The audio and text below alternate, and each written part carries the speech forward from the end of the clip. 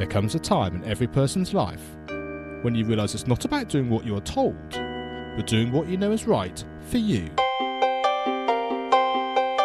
Let us take a journey of learning and discovery with the world's most successful people who are living the life of their dreams, walking through life using their inner wisdom and being of service to others. Forget exams, grades and test scores. What is your purpose? As we let go of what we think should be and learn from our elders to gain knowledge, inspiration and a true sense of who we are. What are your dreams? Does your life have meaning? Are you living a life of significance? Let's talk with today's guest. Hello, my name is Mark Taylor and welcome as we spend some more time together on the Learning on Fire podcast. Today I'm talking to Vondale Singleton. Hi Vondale, thanks for joining me and let's explore the journey of who you are.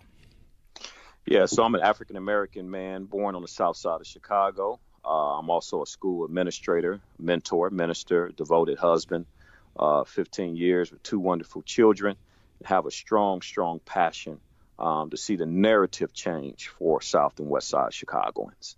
And Chicago, is that where you're born and bred? Is that sort of your home, sort of long-standing? Yes, it is. I was born on the south side of Chicago. I grew up in the Otta B. Wells housing projects in the Bronzeville community, just about 10 minutes away from downtown area.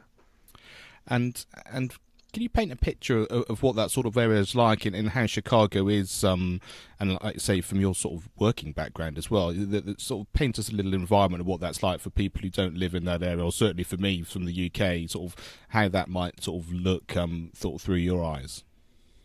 Yeah, so Bronzeville area in the heart of Chicago is known as the Black Metropolis. So in the 20s, 30s, 40s, you had a lot of African Americans leaving southern states to move up north, and they landed primarily in large parts of Chicago. And my grandfather came in 1921 from Mississippi as a Navy man, came here to Chicago and married my grandmother in 1923. And so from those times, they bore 9 children. My father was the youngest of 9. So I like to think I was a third generational kid who grew up in the same area of Bronzeville. And it's really a thriving community. It's changed over the past few years. And I like to use the word gentrification took place, where a lot of the projects, the Stateway Gardens, Robert Taylor Homes, Otta B. Wells housing projects are no longer. So you have a very diverse group of individuals now that live there, have started families, different schools, different communities. And it's near Lake Michigan, which is one of the largest lakes in the United States of America. Practically 5 minutes from where I grew up. We can walk the bridge and be at the lake. So it's a beautiful location.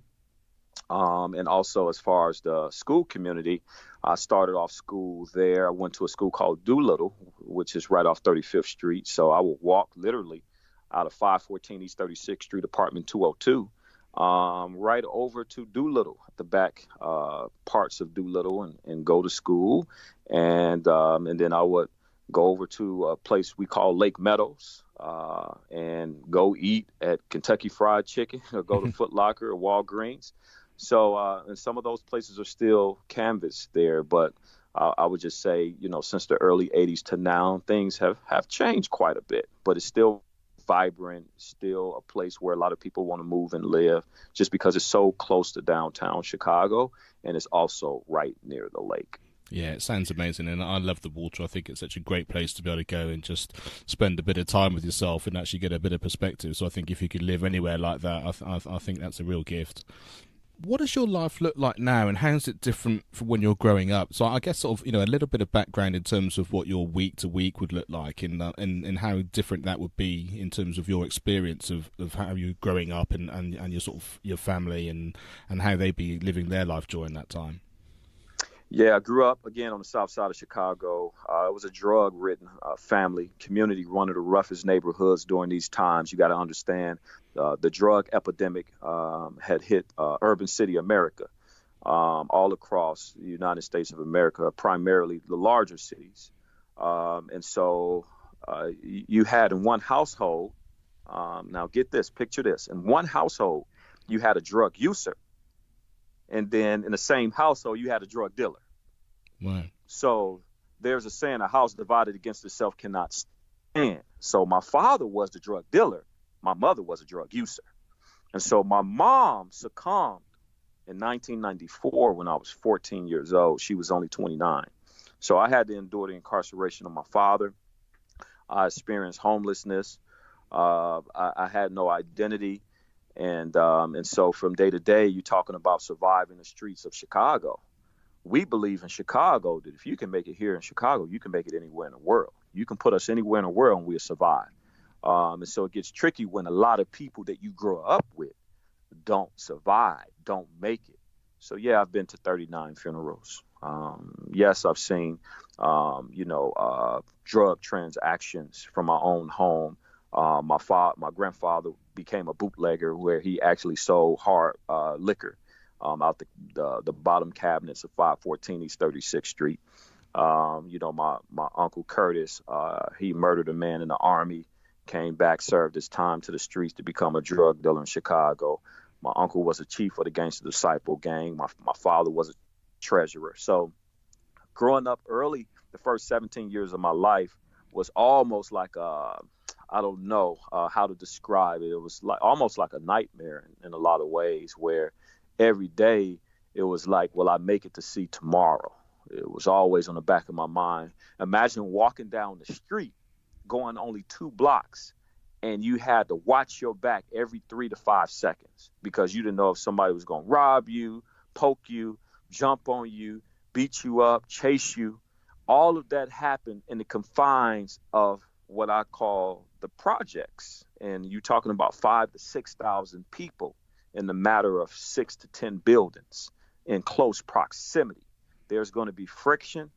There's going to be chaos. There's going to be turmoil. Yes, there were some good times. But, man, you're talking about survival. So every day my life was in survival mode. And I could not take a second to just sit back and say, oh, I'm good. It was just like, man, you had to get out there. You had to survive. You had to keep your mouth closed when you needed to keep your mouth closed. You had to turn your head when you saw things you shouldn't be seeing. All that, and to say that my life is completely changed from then to now is really an understatement. It's almost like I'm 2 different people, if you will. And it was just like I'm kind of rehashing somebody else's life the first 17 years. So, yeah. And what was the transition between them and now? What was it that made the difference? Was it something within you? Was it an opportunity? Was it someone that came along? Sure. And the other thing I'm interested in, which just struck me there, is the fact that I can only imagine what it was like, and it sounds such a it's an incredible story, but it's sort of heartbreaking in terms of just thinking of children growing up in that particular environment. But does it feel worse almost later on when you look back with perspective, or was it actually worse in the middle of it all? I just don't know whether you know any different when you're in the middle of it. It's just life and it's what you've grown up with, or whether actually with perspective it actually makes it worse in some way. Yeah. So, to kind of go back and kind of rehash, like I knew at an early age that the hand that I was dealt, we use in terms of cards. You're playing cards, you have this hand dealt to you, and you have to kind of play the hand that you're dealt. I knew for some reason, it struck me that what I was dealing with at an early age, it was not normal. I knew it. And the way that I knew it, and the reason why I knew it, was because I could turn on the TV and see the Cosby Show. And I would compare what I saw to what I was living like. And I said, whoa, this is not normal to live like this. To have your father, when you're 4 years old, putting guns and drugs underneath the mattress, telling you, and looking you straight in your eye, saying, son, don't touch these drugs and guns. And I have to sleep on this mattress every single night. But then I turn on the TV and I see the Cosby Show. And I'm like, hold on, they're not living like I'm living. They look like me when I look in the mirror. So something is completely wrong with this picture.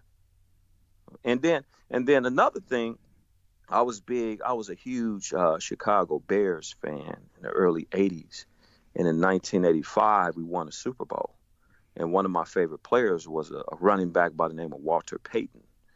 And I just thought he was a superhero. He get the ball, man, and he was just magical.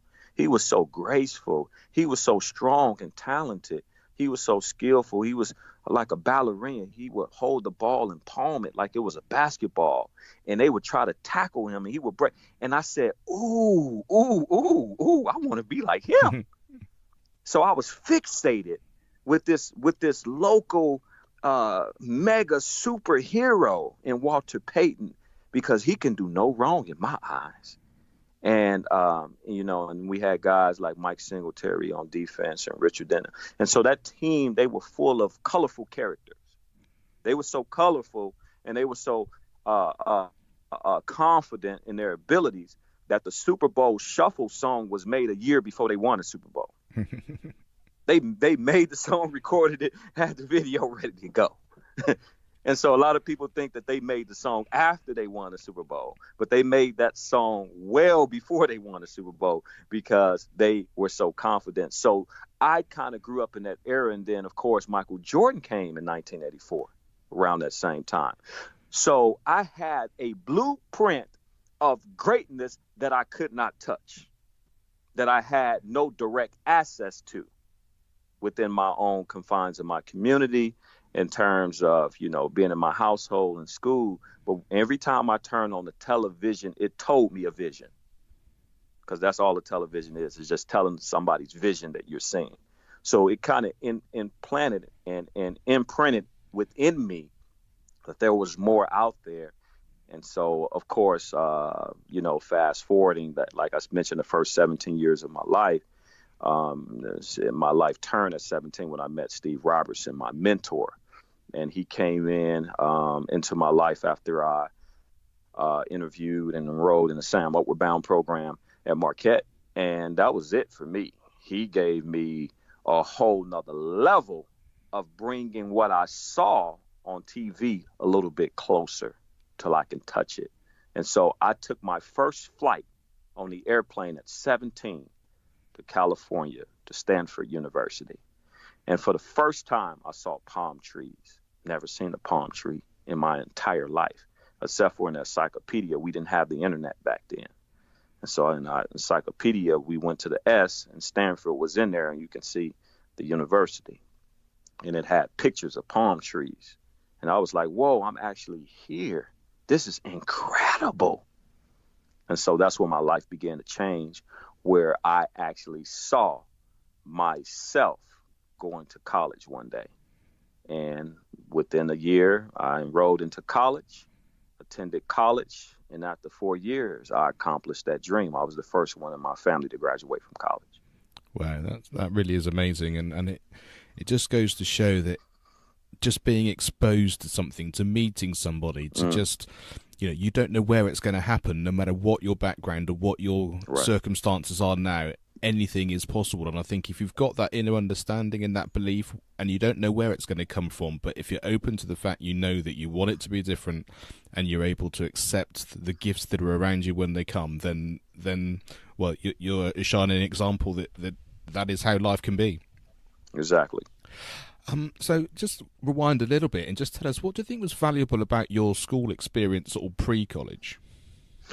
Yeah, so for me, I always say that education is the greatest equalizer.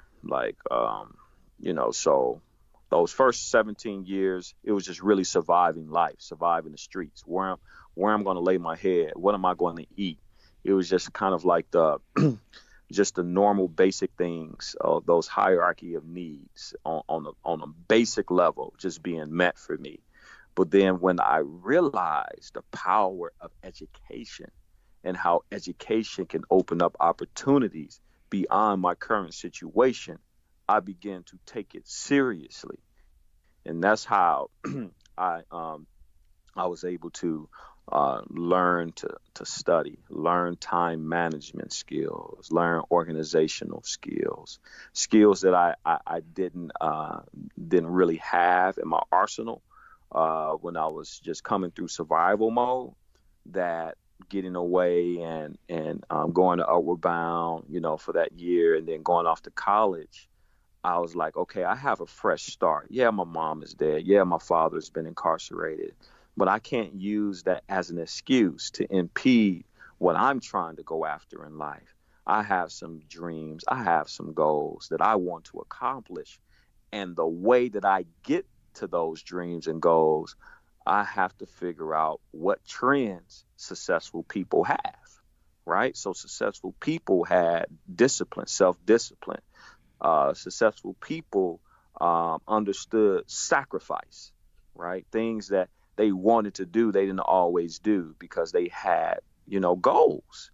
And so I started implementing those things, not just talking about them, but daily going after that grind. And then I started seeing results. And the more I saw results, the more encouraged I got within myself to want to see more results. And that kind of became a trend. So instead of me just kind of doing it, it became discipline now for me. It was just something that I just kind of like fixated on.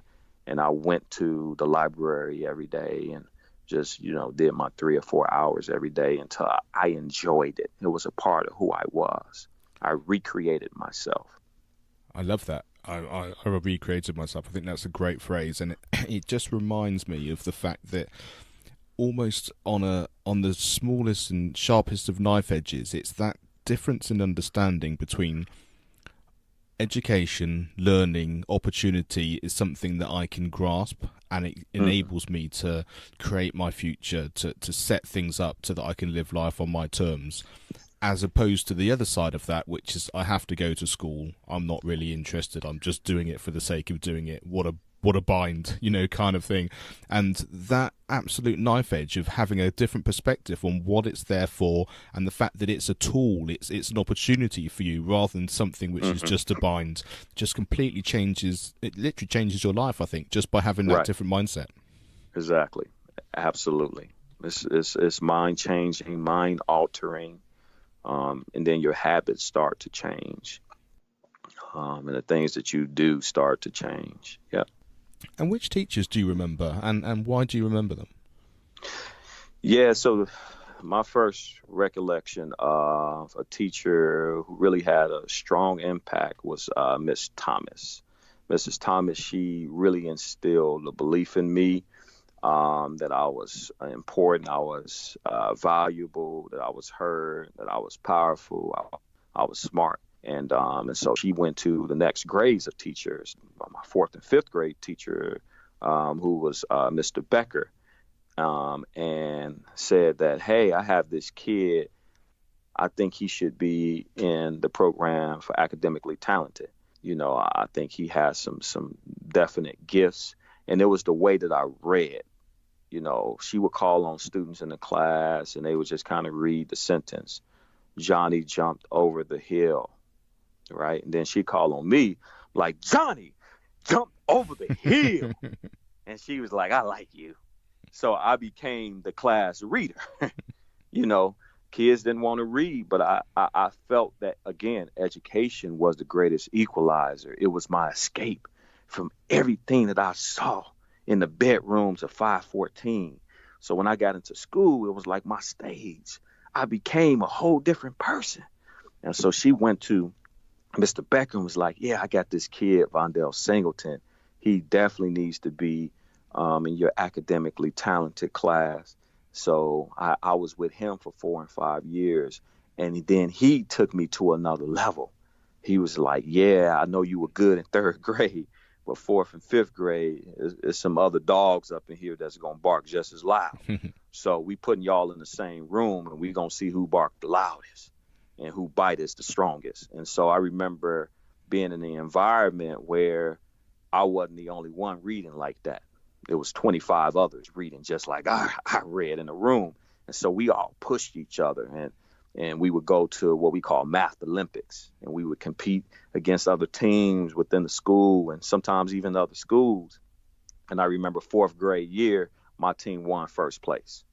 And that gave me confidence. I was like, ooh, okay, I'm on to something. And so fifth grade year, of course, we had to repeat. So we did the repeat thing. We won back to back. Wow. And then my teacher, he was like, okay, we're going to do a spelling bee contest in the class. And whoever win in the class going to compete against the whole school. You know what I mean? And so I remember like, man, I got so much pride, but I know I'm in a room full of smart people that work hard every day, that don't have a fixed mindset. Everybody growing. And I remember coming out the class as a winner and being on the stage in front of the whole school spelling words. And then, man, at the end of that, you know, I won a spelling bee, and they gave me this big trophy in front of the whole school, first place.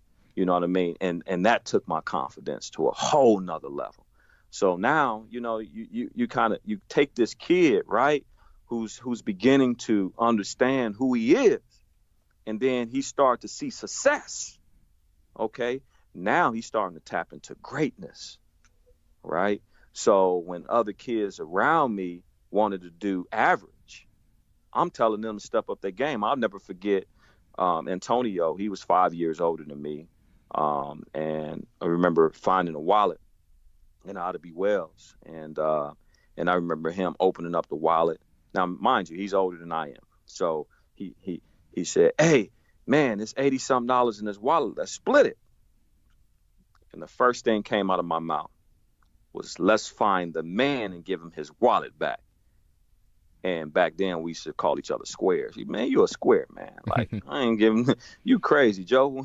We going to Jewels at Lake Meadows right across the street. You know what I mean? We finna go ahead, and you don't want it. That's good for me. So he walks away. Okay. And in my mind, I'm thinking, okay, well, at least I did the right thing, you know, but I knew that was somebody who needed that money. Right. So it wasn't until years later, when we were in our 20s, he came to me and pulled me aside.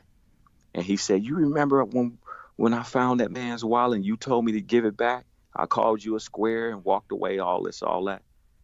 He said, "You were always a leader. Here's how." He said, "Do you know that as I walked away, your words rung in my mind, rung in my heart, so much so that," he says, "I looked for the guy because his ID was in there for several days. I found the man and gave him his wallet back. I never told you that."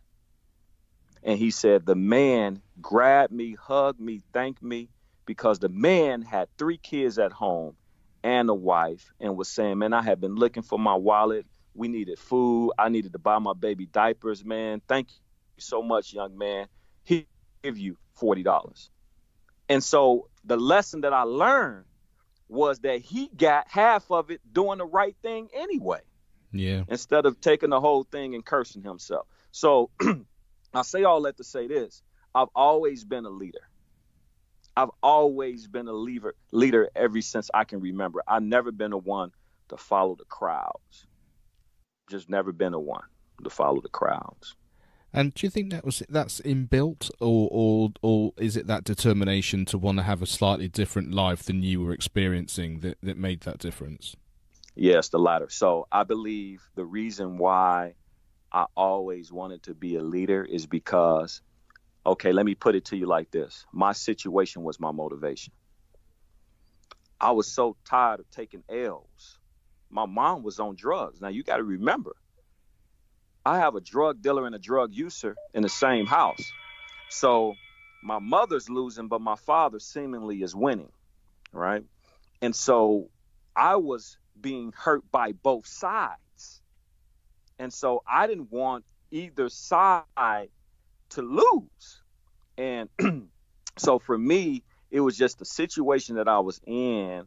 I knew that there was something more. And so it challenged me when I went to school to like do my best, like, man, try to be around good people, like, man, try to, you know, like capitalize on opportunities, because they were few and far in between. And so every opportunity that I did have, to get on a stage and spell a word, it was because I practiced all of those words on the spelling list. Right. So like, it wasn't like I was just living off talent alone. I was grinding in my tears because my mom, she would be gone 2 or 3 days and leave me in the house with my younger sibling. And I had some other relatives that were younger, and all our moms were on drugs. And see, man, a lot of people forget how powerful this crack epidemic was in the mid 80s. It was wiping out a lot of families, a lot of people. A lot of people were losing their lives on both sides. You had drug dealers giving rocks out, and you had women and fathers, and they were doing tricks. They were going in the house. I remember my mother took the last few dollars off my grandmother's dresser, stole it from her to go get a hit. And my grandmother's like, "Where my money at? I need this money to get my medicine and get some food." And I'm like, "Well, mom on that stuff, right?" And so now it's starting to hurt people. So I'm like, man, I can't keep living like this. I have to do something about it. And so that's why I was just like, man, I see what happens when you do drugs. I see what happened when you run the streets. It all had consequences. I like to describe it like it's milk. The first thing that I do when I purchase milk is look at the date, because it always has an expiration date on it.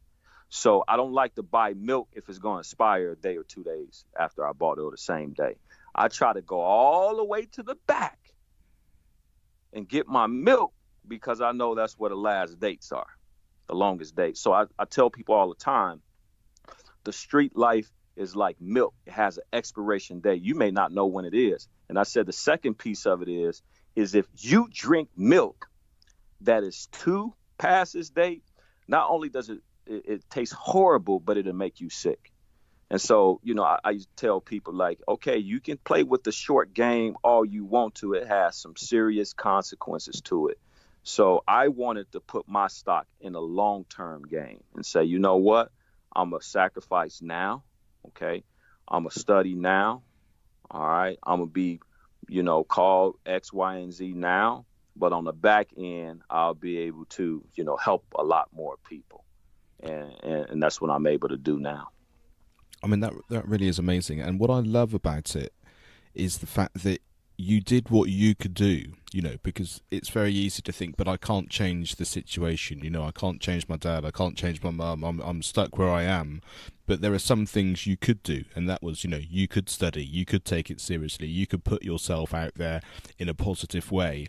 And that's often the key, not getting caught up in absolutely everything, especially the things you can't control. But what can you do for you, which in turn then gives to so many other people? And I think that's a really key factor in lots of people's success. Yes, sir. You did talk before a little bit about the sporting heroes that you had, but is there anyone else that you admired when you were young?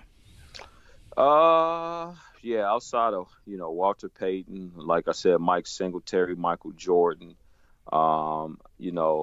Those were more on the sports side, but there were definitely like civil rights leaders that I admire, like, Dr. King, Medgar Evers, Ralph Abernathy, Andrew Young, some of the forefathers who kind of, sacrificed not just themselves, but their families, their names, to fight for equity. And so, yeah, I kind of put those in a whole separate category, because it's still to this day, it's certain person's voices that I've heard for decades that still kind of like do something emotionally to me. Dr. King is one of those. Anytime hearing his voice, what you heard was conviction. What you heard was just like, hey, the struggle is real, but I just truly believe in what I'm saying. And you felt like he believed in everything that he was saying. So at some point, you was going to have to give him what he was asking for. Rosa Parks, Harriet Tubman, those are individuals who were fearless, who were bold, who were willing to risk it all, even their own lives, for the betterment of others. So, yeah, definitely, alongside of my sports heroes of Chicago, just my national civil rights heroes, I admire as well. Yeah, and I think I think you're right in as much as the impact that these people have is often their authenticity. It's their desire to want to make a difference, their selflessness and their sacrifice that they do. And I think there's something about that which just touches you away and impacts you in a way which is almost indescribable in an intellectual way, isn't it? It's a pure emotional and a pure sort of human connection, I think. Absolutely. Absolutely. What was the best piece of advice you've ever been given, and who gave it to you? The best piece of advice that I've been given and who gave it to me, it would have to be my mentor, Steve. He once told me the same thing I did for you, do for somebody else. And that was like the turning point of what started this whole idea of I can have my dreams fulfilled and still help others fulfill their dreams set in. Because, growing up for me, it was just like, I want to make it out. I want to make it out. I want to make it out. I want to make it out. And that's all we talked about and we thought about is for us individually making it out. But then along the way, when I asked my mentor, I said, how do I pay you back? And that's when he said that the same thing I did for you, do for somebody else. That's how you pay me back. I was like, oh, I get it. So I started really assessing my life and thinking like, man, if it wasn't for him, I wouldn't even be in a position to call him on the phone and ask him this question. So if he had singularly this much influence and impact on my life, how much more can I impact others' lives, and how much more can they impact others' lives? And if we kept that chain going, becoming successful and also building what we call successors, then the world would be a million times better, because I'm helping you get up the ladder while I go up the ladder as well. So I'm not just climbing up the ladder, knock the ladder down and say, hey, you got to find your own ladder to get up here. Right. It's just like, no, let's go up the ladder together.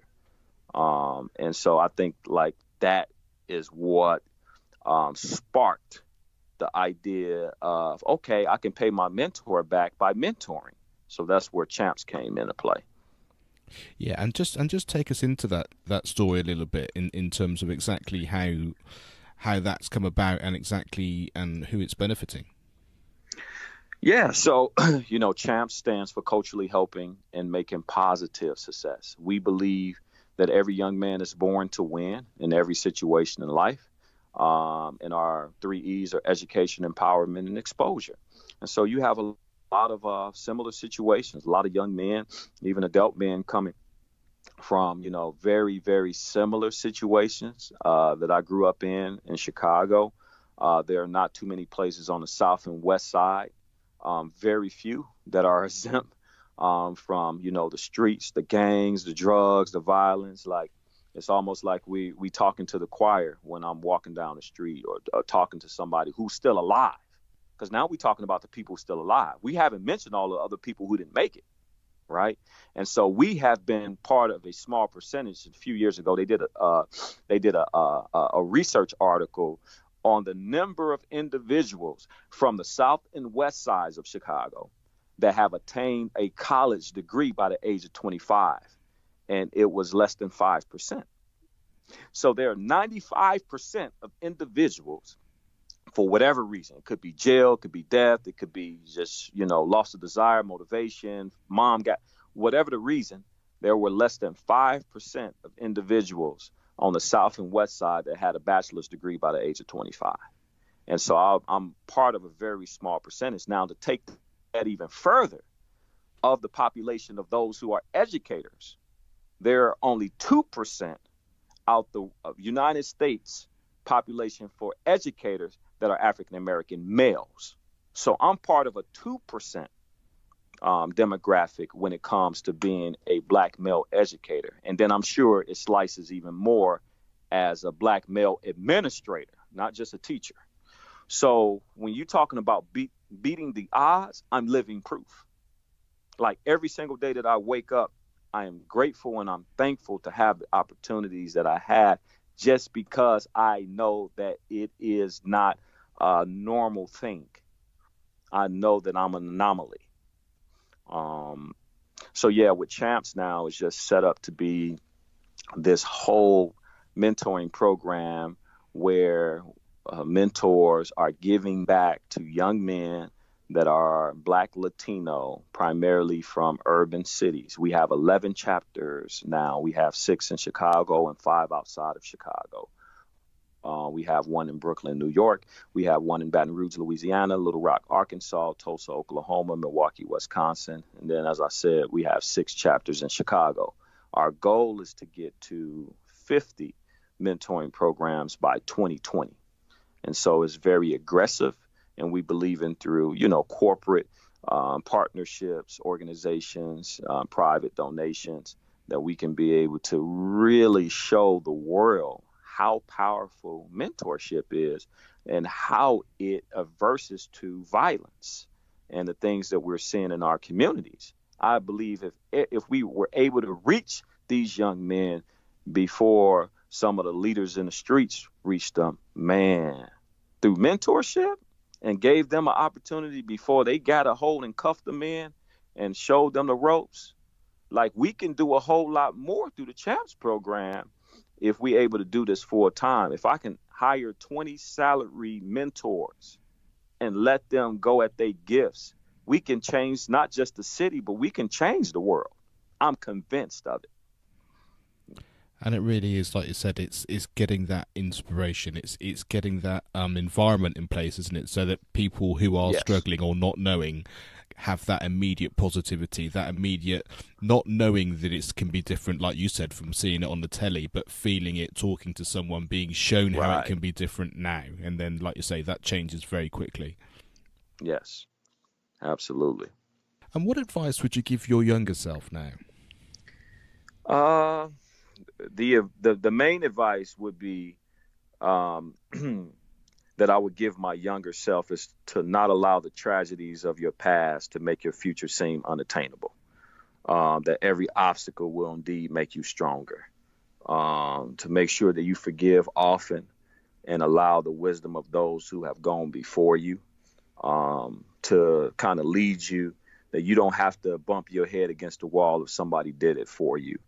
That your future looks so much better than your situation right now. That you have to begin to learn the art of working hard now, study hard, and just know that it's going to work to your advantage, work to your benefit. And you might have covered this already, having just sort of explained about your program and your plans for how many you 50 by 2020. But what do you think your future actually does look like? Yeah, so my future will look like me just training mentors, going into schools, setting up C.H.A.M.P.S programs. We already host a conference that we do every year, but I love to be able to host conferences in other states and even other countries.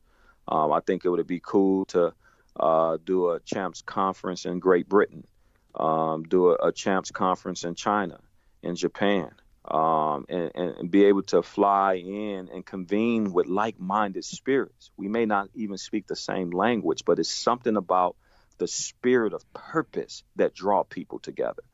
And so my heart's desire is that, we are able to maneuver in that field, but then also have a very powerful, youth facility here on the South, as well as the West Side of Chicago, where, youth can come and they can get counseling. Youth can come and they can get basketball lessons, swim lessons. They can learn the art of recording and producing. They can get culinary arts lessons, like have all of this one-stop shop in the hoods and the communities that they're are doing some of the violence right now. But if we can get them into that building, I believe their lives will be changed. They will want to keep coming back. Why? Is because they found individuals who really care and get it. And anytime because they just want to belong, right? So anytime you can get them into an environment where it's healthy and productive, 9 times out of 10, they're going to be a part of that environment. Because I haven't met somebody who just said, I want to be a dropout. I want to be, street.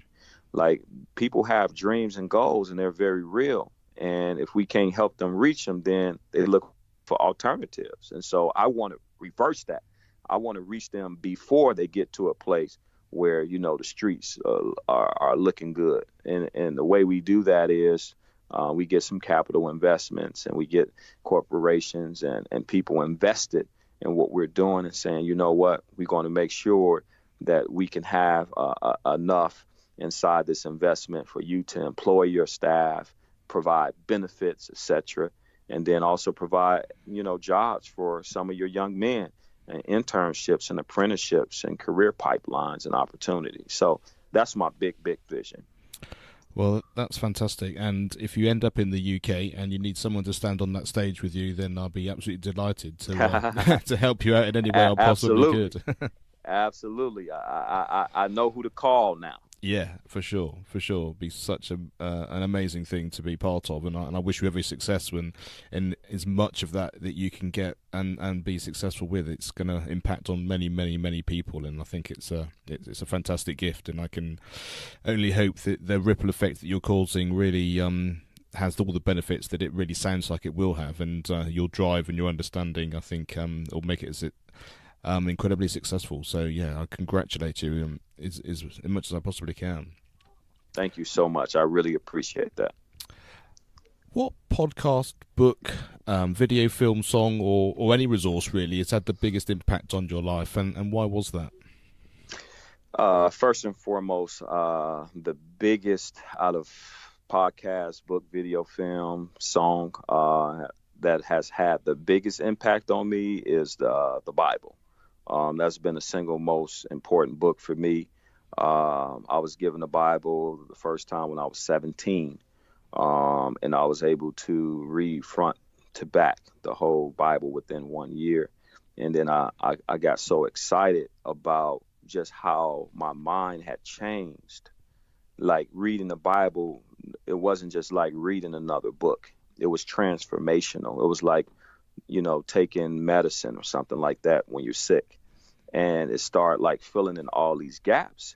So when I turned 18, I vowed that I would read it again. And so I did. So I read the Bible front to back at 17, and I read it front and back by 18. And what it did, it made me 22.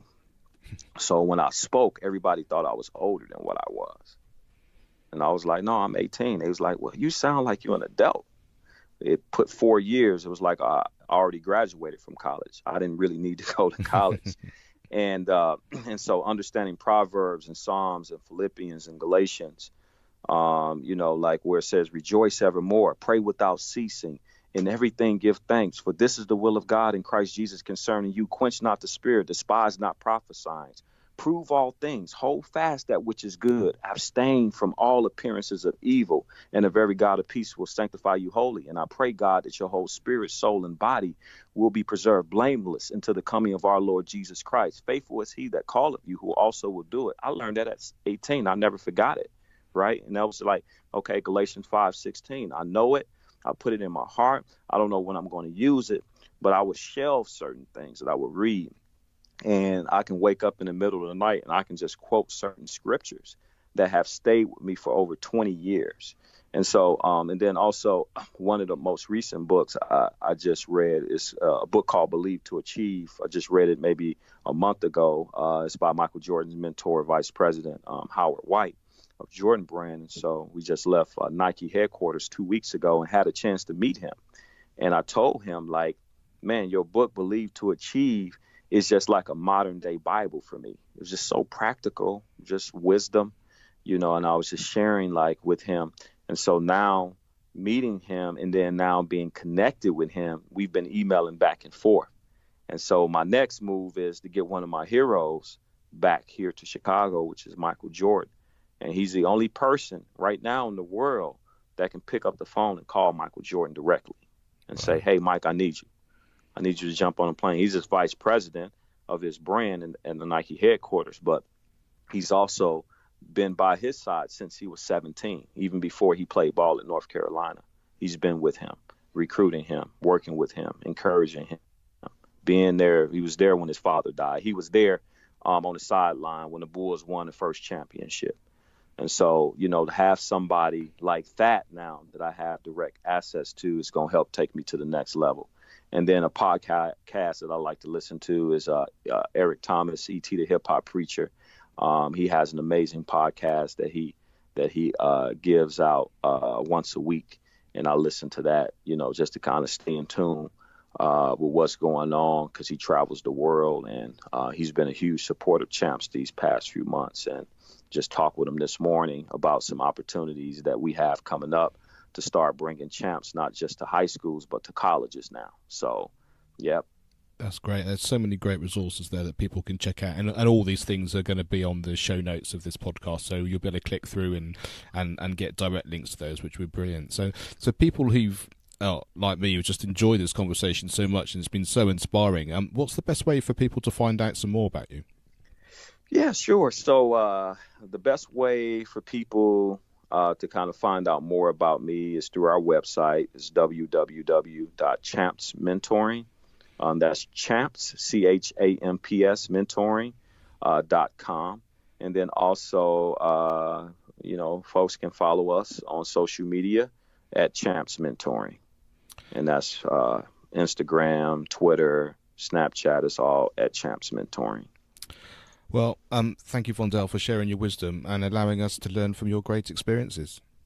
Thank you so much for having me on the show. I'm definitely looking forward to connecting with you down the road. Thanks for listening to the Learning on Fire podcast. For more information, please visit educationonfire.com and follow the links from the homepage. This show is sponsored by the National Association for Primary Education.